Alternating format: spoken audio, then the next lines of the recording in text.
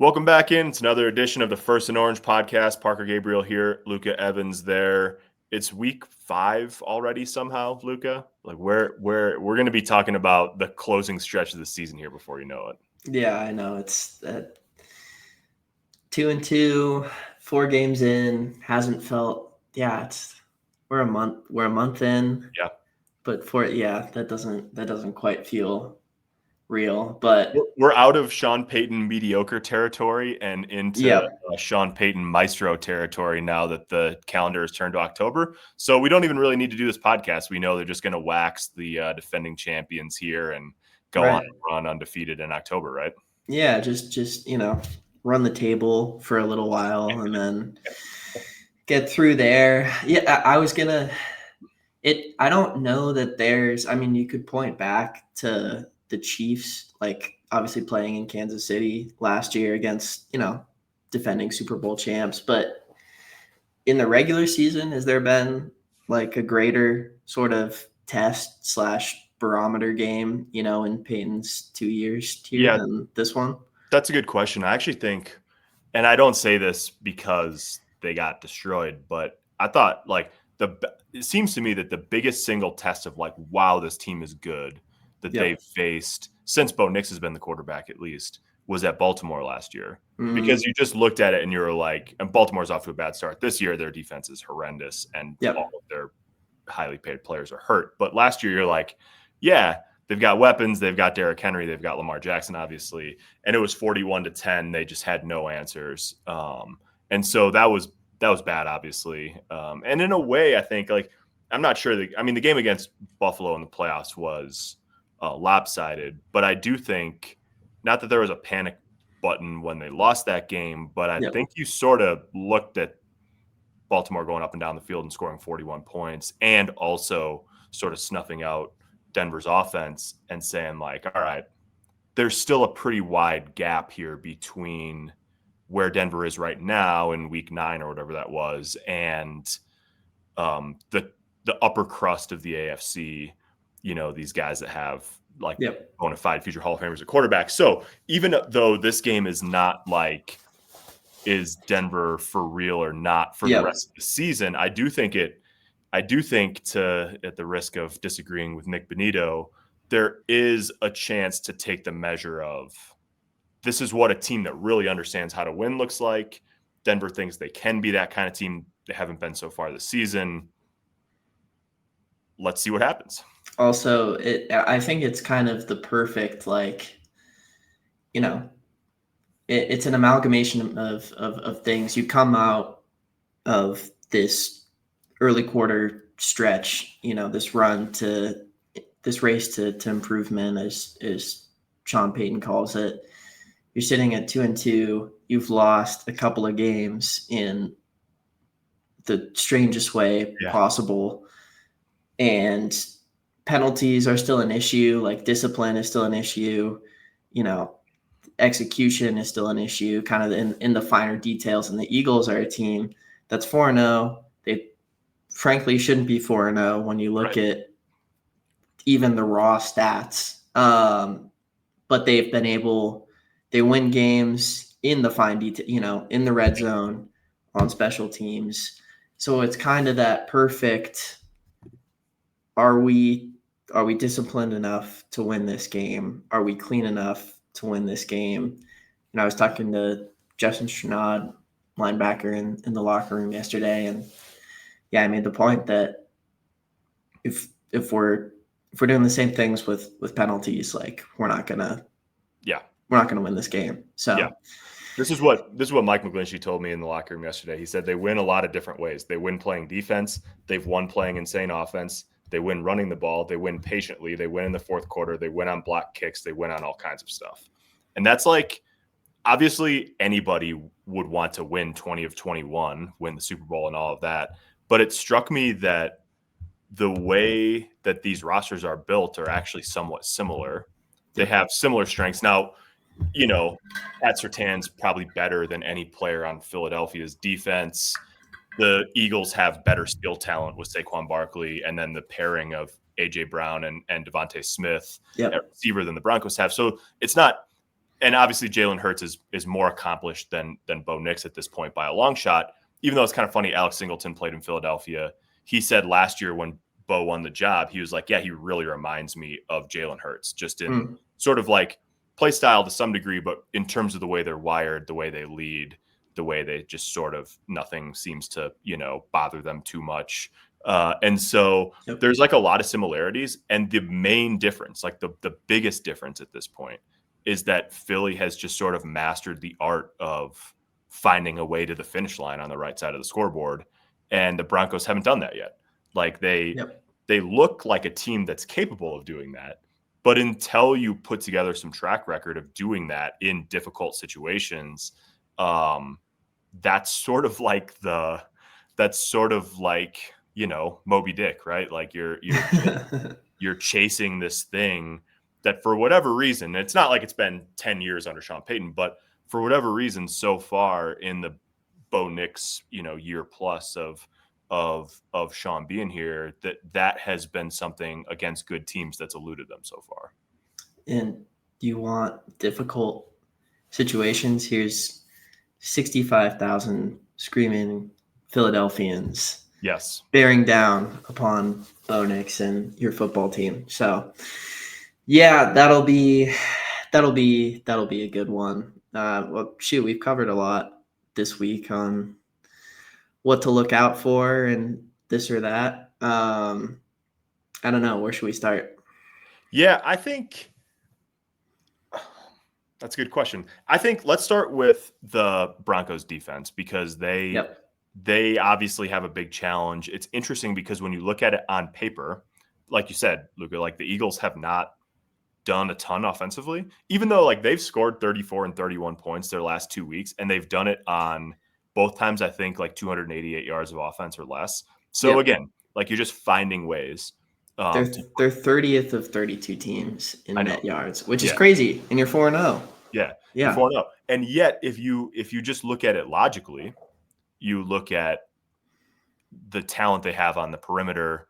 You're listening to Pat Surtain talk on Thursday about sort of understanding the differences. Obviously, he played with Devontae Smith at Alabama. Those guys are close. And then, but if the sort of playing AJ Brown at the X and then moving Devontae Smith around, like that is a difficult pairing to deal with, like for the most part. And then obviously Saquon Barkley is the best in the business. So, and they have an offensive line. I was talking to McGlinchey about this yesterday too. Obviously he's not playing against the offensive line, but he knows. And he's like, yeah, I mean, Jordan Mailata and Lane Johnson, pretty good. And so you just have this, like, they've got 350-pound guards. They've got, Cam Jurgens is extremely athletic as a center. Beatrice, Nebraska native there. We could do a whole podcast on Cam's interesting journey to being a Pro Bowl center, but we won't do that. That sounds fascinating. And so they just like the eye test does not match the lack of production.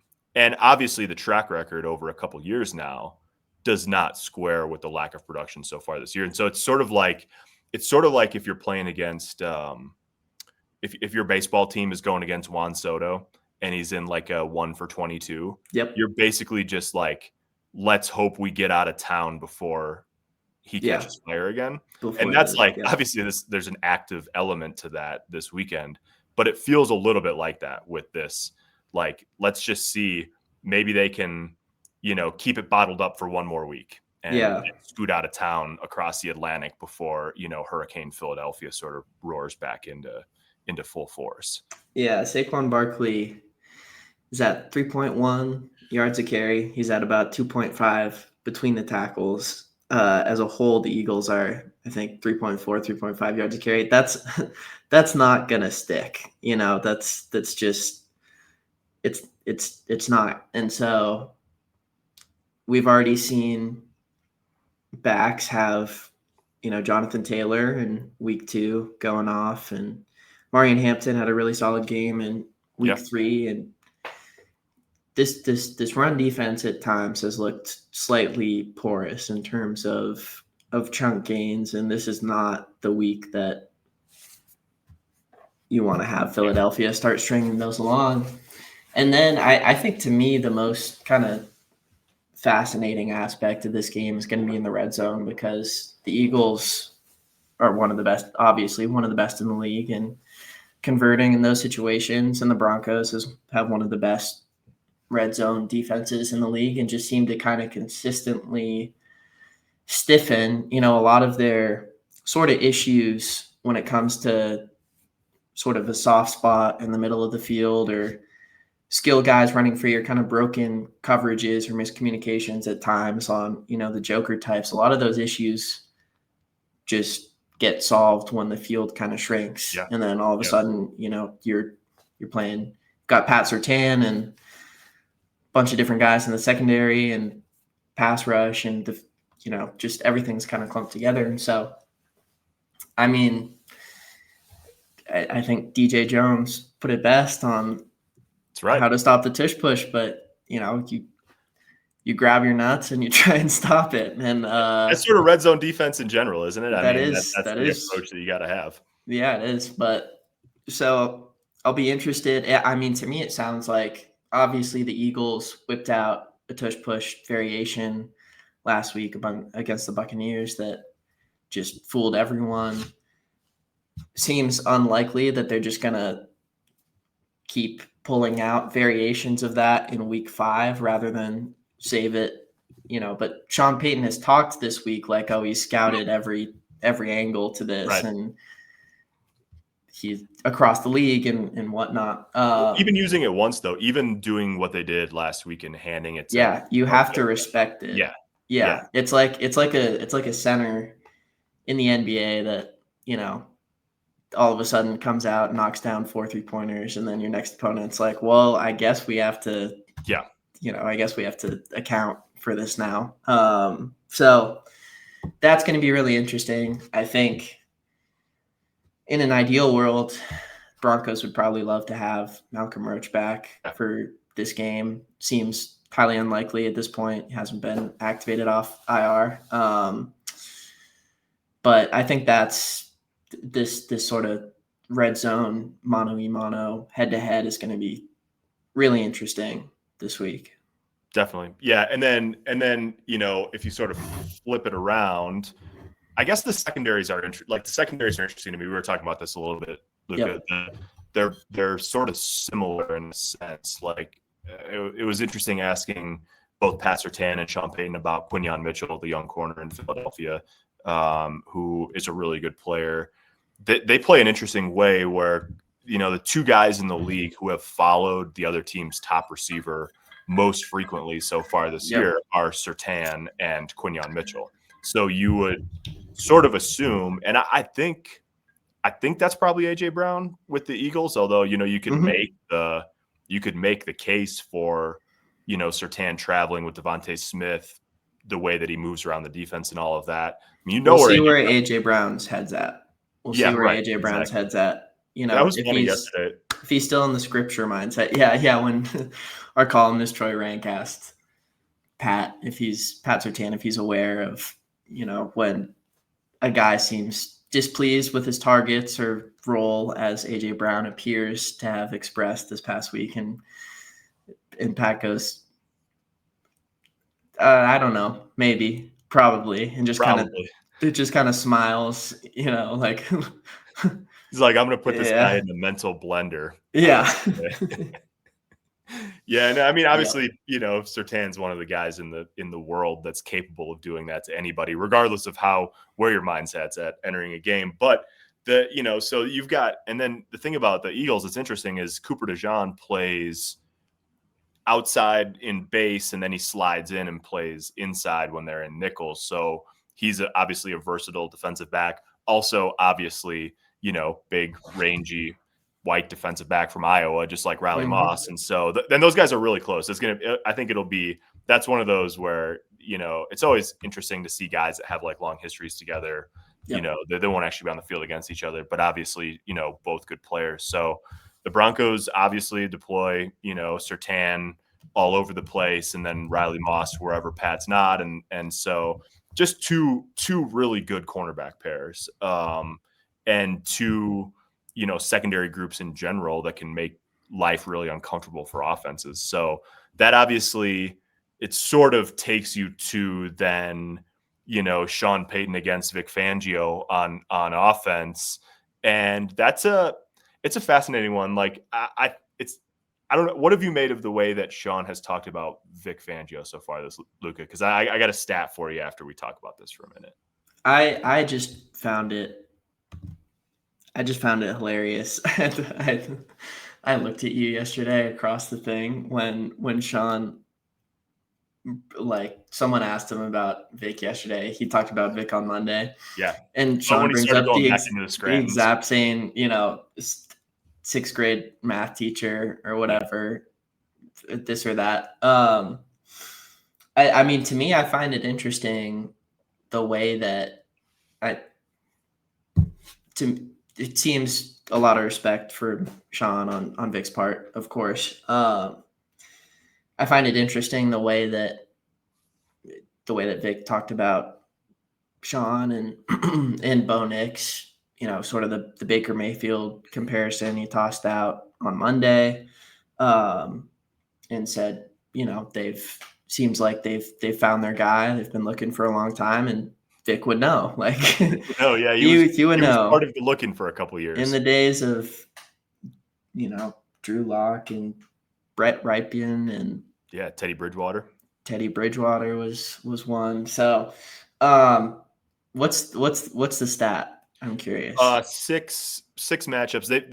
They've squared off a lot. I mean, the first time they were on opposing staffs was in 1999, I think. But they've squared off 6 times since 2011. Where Sean's been a head coach and then Vic's either been a defensive coordinator or a head coach. And in those 6 games, they're 3-3 against each other. Peyton's offenses in those games have averaged 387 yards a game and 26 points a game, which, I mean, I have to imagine that that's above career average for what Vic Fangio allows. And so you sort of get the sense, I get the sense that there is a confidence level with Sean Payton that he sort of knows how to crack open.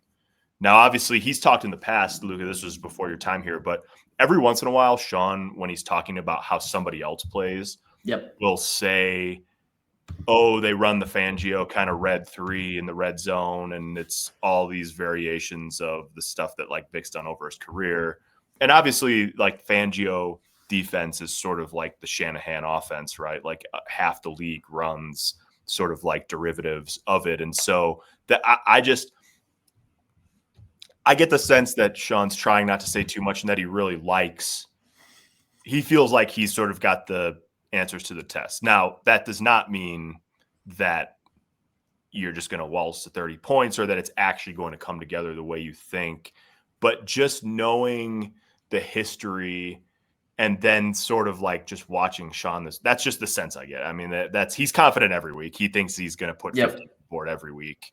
But that, to me, it's still hard to score in the red zone, obviously, and you got to actually do it. I sort of get the sense, reading between the lines in a way that it's like, oh yeah, we haven't faced this guy in a while. The last time they squared off, which Sean conveniently forgot about on Monday, was the 70-20 game in 2023. They've had some weird ones though. There was that 70-20 game in Miami, obviously, where like Vic didn't really have to, like, could have just done nothing and still, won easily. And then before that, it was 2020 when Vic was the head coach of the Broncos and Sean Payton and the Saints were coming to Denver, and all the Broncos quarterbacks got wiped out by COVID violations. And so that was the Kendall Hinton game. And so that game, Sean, I think if you look at the numbers, it's been out of 387. I mean, generally speaking, the recipe for Sean Payton against Vic Fangio has been, 300 yards passing and 75 to 80 yards rushing. That game, when Kendall Hinton was playing quarterback for the Broncos, New Orleans only threw for 63 yards, and they rushed for like 260 or something like that. So it was literally just like, and Sean's told the story about how he was actually nervous once Hinton he found out on the plane on the way to Denver, and he was like, it basically put him in the mode of like, we cannot lose. Like, this could be the most embarrassing. So anyways, all of that's a long way of saying they've played some strange games against each other in the past, but generally speaking, Sean Payton's offenses have been pretty good against Vic Fangio defenses. And I think there's a formula here. There's first off, this this general pass rush has not quite been the same, had the same tooth as the one that sacked Patrick Mahomes in the Super Bowl Yeah. 6 times last year. I think they're actually near the bottom of the league in sacks at the moment through 4 weeks. Vic Fangio was talking about, yeah, Vic Fangio was talking about, I don't really feel like I haven't sat calling a game and felt like our rush isn't there, this or that, but they're kind of middle of the league in pressure rate. They did a lot more on Baker Mayfield last week in Tampa Bay, so that's an important one. Obviously, the Broncos' offensive line has been really good so far, but I think the formula is Philadelphia, the run defense. I think, again, you mentioned injuries. I think this could change with some moving pieces there, but the run defense has been meh so far. You get a chance again if Sean Payton kind of goes back to this two-pronged series. If RJ Harvey and J.K. Dobbins are both running really well, establish the run.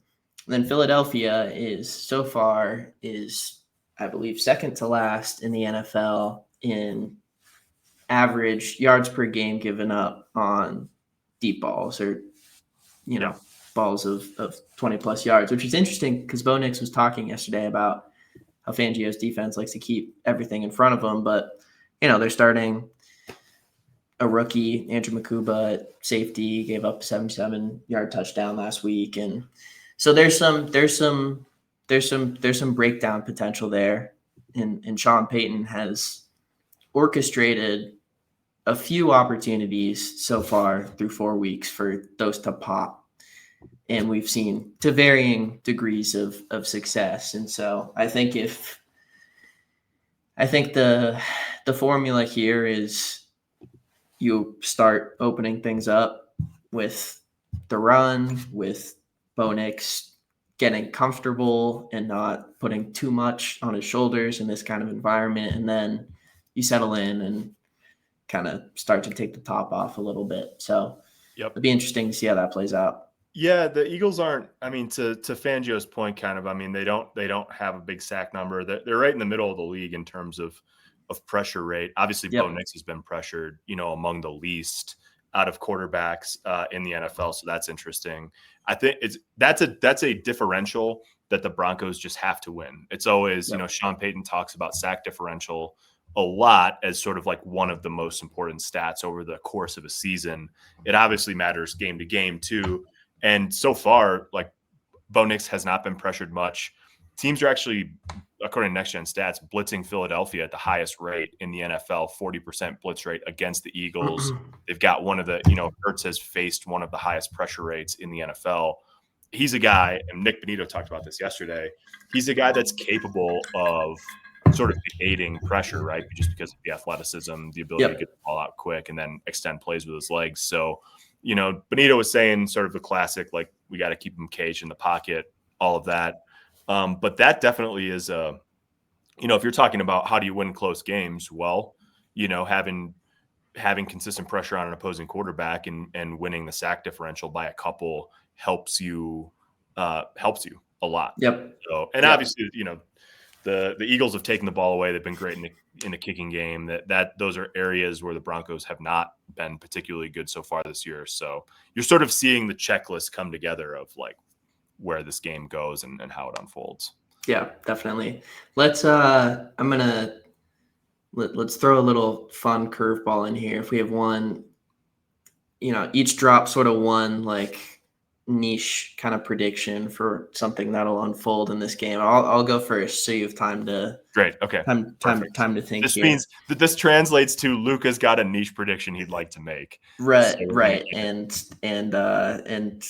yeah, and then so we'll let that percolate for you for a second. I think personally, let me ask this because I don't know off the top of my head. Does Zach Allen have a sack this year? He does. Yeah, I think he's got one, but he's got one. His pressure rate is down so far, 8% pressure rate. He's been low double digits each of the last 2 years. I think this has a chance to be And I can only pin this on so much, but I think this has the chance because there's been a little bit of like, oh, where's Zach Allen for 4 weeks? Yep. Oh, he's simply commanding, the entirety of the Bengals offensive line. Right. 4 guys coming at him. But he still had a ton of impact, a lot of quarterback hits. I think this is the week that he gets a sack or makes a little bit of a more obvious demonstrative impact. Obviously, the Eagles don't throw the ball a lot, but he's going to be really important in the run game. And Landon Dickerson, their guard, I think 13 pressures through 4 games. He's really struggled at times. And I think there's a legitimate opportunity here, especially as all of a sudden, like, what do you do when Nik Bonitto and Jonathan Cooper are winning pretty much every one-on-one matchup? Right. All of a sudden, the interior pressures still good, still been there. So I think that's all of that to say. I think Zach Allen has a pretty big impact this week. He's a Connecticut native and went to Boston College, so maybe being back on the East Coast will get it. Light him up a little. Oh, geez, a niche prediction. Let's see here. I think this might be more of I might be trending more toward like this should happen rather than this will happen. Okay. I came out of the game last week and looked at the box score, and the thing that I did not clock quite during the game that showed up in the stats yesterday was like, oh yeah, Marvin Mims. Yeah. And I think that if the Broncos win on Sunday, there will be it will be in part because the Broncos offensive staff continued to say, oh yeah, Marvin Mims. Oh yeah, Marvin Mims. Oh yeah, this guy who runs we have this guy who runs a 4-3 and can, line up pretty much anywhere and do pretty much anything. And I mean, he's had some big games. Obviously, he had the run at the end of last year where he had like the 92-yard touchdown against Cleveland, and he had the 2 touchdowns again down the stretch against the Bengals, including the one that sort of sent, like, he's had big games. And obviously, the return stuff that pops on a regular basis. Teams, by the way, are just kicking off to RJ Harvey. You can't avoid him so much in the punt return game, but teams are just like, whatever we do in kickoff, there's all the strategy with the 35 and all that, but like our goal is kick it to not 19. Yeah. But coming out, I mean, last week, like 6 catches on 6 targets for 69 yards, nice, plus a 16-yard touchdown. I mean, so you're talking, 85 yards of offense on 7 touches and a touchdown. That's just like, he can do that. He can do that on a regular basis. And when essentially, that Quinyon Mitchell will travel with Cortland Sutton, most likely. And then, Franklin has played a lot. That's probably, and he plays inside, outside. So, but you're talking sort of Cooper DeJean territory. Like, that's an area where, like you're talking about, Makuba and the struggle a little bit at safety. That is sort of the Marvin Mims realm. You're in the game. You're either trying to capture the edge in the run game, or he's running that, you get the quarters look or the cover 3 look, and you're running, double posts and hucking it for one of those guys. And that's this. It just feels a little bit to me like a Marvin Mims type of game.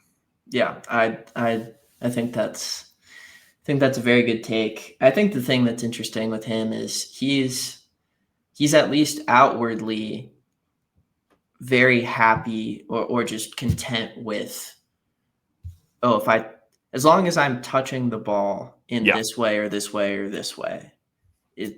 And a lot of it, frankly, through his first couple of years has been in the punt return or the kick return game, where he's gotten his touches and his impact. And then all of a sudden he came on as a receiver and obviously in the backfield last year. But through 3 weeks, he really hasn't had that sort of impact. And then all of a sudden, I think you saw there were a couple screens to him, a clear sort of shift last week of we need to get Marvin the ball a little bit, and it came with more widespread receiver distribution in general. And I think that's a really good trend for Denver that would benefit carrying into this week. And if, obviously the Cortland Sutton may be there on third downs, but again, Quinyon Mitchell has been really, really good. Yep. And so I think that'll be interesting to see how that plays out. Maybe you see a little bit more Evan Ingram this game. Who knows? Yep. Yeah, Marvin Mims, 7 touches the first 3 weeks offensively, and then 7 last week alone. So that's kind of after he popped up on the injury report on Saturday. Yep. A hip issue. So yeah, you're just talking about in games like this, that it's not always going to be easy offensively, and so you're looking for that. You just to win games against really good teams on the road, you kind of usually, and we saw this very close to happening against the Chargers, but like you usually need a field tilting play or two. You got to hit a homer or two to win games on the road. So that's the recipe. He's a good candidate to do that. Briefly before we get to predictions and go here, Pat Surtain yesterday said Nik Bonitto is on track. He's on his way to winning a Defensive Player of the Year. Luca, you watched a lot of Nik Bonitto before this year, but obviously this is your first year on the beat. What has stood out to you about just how 15 is playing so far this season? I think it's like, and we've talked about this many times, but it's just you get the sense that everything, and I talked to a lot of guys in the offseason or this or that just on his work and sort of taking what he did last year and not being satisfied with it and what's the next step for him. And a lot of times at the end, like when you go back, that sort of off-season training, what did the guy get better in, this or that, ends up being not empty air, but things happen. Things don't always translate from, what you're doing to try and work on certain. But with Nik Bonitto, you can tell that first off, like every single aspect of the speed rush obviously is still there, but now it's paired with better IQ, which he's talked about. He told me in the locker room one time, like he goes back through now and he studies opposing quarterbacks' cadences during the week. Yeah. And so that allows him to, you saw that get off that one play against the Chargers. That comes from IQ and timing. Like Nik Bonitto doesn't do that 2 years ago. And you pair that with he's stronger than he's ever been. Like his trainers will tell you that he's at 250 now, and he combines some of the power elements. And then also we saw it in last week, but the spin move he had, like his trainer Javon Gopi, this offseason, I think we'll see more kind of spins this year out of Nick and against, because they worked. One of the big pieces of this offseason was working on setting up initial moves to look the exact same as, a counter. And it's like, again, how a pitcher in baseball, the ball looks the same coming out of before the break. And so I just think all those things are coming together and they're showing up. It's obviously a huge testament to him. And I think it'll be really interesting to see, because he's beaten every tackle and he's beaten some good ones. And so at some point, you can't really afford to throw more consistent double teams at him, because Jonathan Cooper's on the other side and has literally the fastest get off among any guys with, I think, 10 plus pressures. So I think the two of them, are certainly boosting each other's game. But yeah, I think it just feels like it's happening for him. It feels like we're slowly sliding into, you want to talk about Von Miller or this or that, but it's clear that I think this is the year on a national stage that people are like, oh, Nik Bonitto is actually one of the best. Yeah, it's kind of funny because as you tried to like, as I talk to people, sort of around the league or whatever in the extension process of like, what is he? Where does the number come in? Sort of those conversations. One of the things I kept thinking was like, well, we know he's really good, and we know he's gotten better, sort of like through each of his first 3 seasons. But like, is he really a star? Like, is he like that? And not like will he be, but is he now? And that was always sort of. And what's interesting is he signs the big deal, and like 4 weeks into the season, like yes, he is. Like this is, he went from lost as a rookie to some sack numbers, but an incomplete player as a second year guy to really, really good as a third year, and now this is sort of like. He's entering superstar territory. There's just really no two ways about it. And so that's sort of I think some of the speed stuff and the pass rush stuff, I think it's easy to lose sight of where he's come from because I think it's easy to underappreciate how much better he's gotten each year and just the way he's playing right now. And then also, you look at it, if you're a Broncos fan or you're Sean Payton or if you're Vance Joseph and you think you're going to be around a while or whatever, like hard to have a better setup in your front seven than having, Bonitto, Cooper, and Zach Allen, all locked in for multiple years. Like that's just a trio. You could put some pieces around those guys, like the names and DJ obviously, got a 3-year deal this offseason too. But like you put the pieces around those three over the courses of their tenures in Denver are going to change to in the middle and the 2 guys on the perimeter. I mean, that's a pretty good place to be in to as your pass rush, base for the next few years. Yeah, and I'll drop this in before we wrap it up here. But obviously, I think free agency or what they did in the offseason in terms of upgrades has been a little bit of a crapshoot. Obviously, J.K. Dobbins has been a steal and whatnot, but the Dre Greenlaw and Evan Ingram signings so far we'll see, but have not panned out. But in terms of good business with the core pieces that they decided and made clear were a priority to get back. I mean, Courtland Sutton been everything is advertised through 4 weeks, and he's making $23 million a year, which is pretty decent for a borderline 1-2 receiver kind of guy. Zach Allen is still having a huge impact, and you look at Bonitto, 106 million over 4 years. All of a sudden, that's a steal. Like that's had TJ Watts at what? 41. Yeah, that's. Yep. Yep. Yeah, and they've done a good job. I mean, they really haven't, like in terms of the guys that they've signed long term over the last like year and a half. I mean, they're. I think you can, you got to see how deals age, obviously, but you really like they're batting 1,000 basically on when you go back to Surtain, Miners, Garrett Bowles was playing great so far this year, and then the 3 this offseason, and there's 1. Oh, and Cooper. Yep. I mean, so Surtain, Bowles, and Cooper. Last year, along with Miners, and then the 3, this offseason. Haven't missed there. Yeah.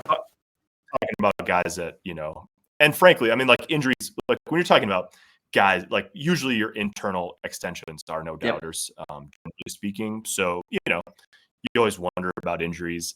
You don't want to push it too far in. I mean, Bowles is playing great ball, even though he's 32. So that's which he doesn't even like. He's like, I'm like 32 or whatever, people say. It's like, no, it's not. Yeah, you are. Yeah. But he's young football wise, and he's playing great. So who cares? He'll tell you he could play till he's 40 probably. So Andrew Whitworth style. But yeah, no, they've done a good job obviously on the internal stuff. And these are the kind of games where it's like you've accumulated this talent. You've got your core in place. Now you got to figure out how to win games like this one on the road. So it's going to be fascinating. Luca, prediction time. I think you've got a spicy one. Yeah, I said Denver 24-21, I do believe. And I say that without full confidence, with no full confidence whatsoever. Because there are things in football that happen that take away from any ascribed logic and whatnot, and it's become impossible to predict. But on paper, it's kind of like, the Eagles have won 20 out of their last 21. They're 4-0 so far. And again, purely in raw numbers, they're not that good of a football team right now. And purely in raw numbers, the Broncos are a better football team in terms of offense, defense, yardage, general success, what have you. And then which are clearly huge parts of the game, but special teams, red zone, etc., execution, penalties. So this prediction is contingent on Denver tightening the bootstraps and Sean Payton turning the calendar to October, and all of a sudden they look cleaned up and everything. But yeah, I'll put I'll throw my hat in the ring for that. I'm not confident in it whatsoever, but it is a game that's a little tough to have a good feel on. My friend, did not watch Kansas City every week last year and say they don't seem that good, and then they were 15-1.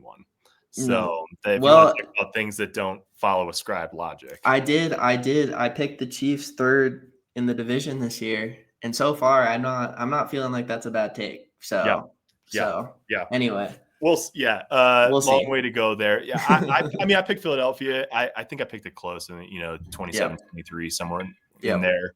I kind of at some point, like early in the season, you're always open to it could go the way you think. You could be surprised. We're still relatively early in the season. I just think I've reached a little bit of the I'll believe it when I see it. On the Broncos closing close games. Doesn't mean they can't do it. Like, I do think they're capable of doing it. But when you lose 2 on the road the way they've won it, you don't get that many opportunities at it.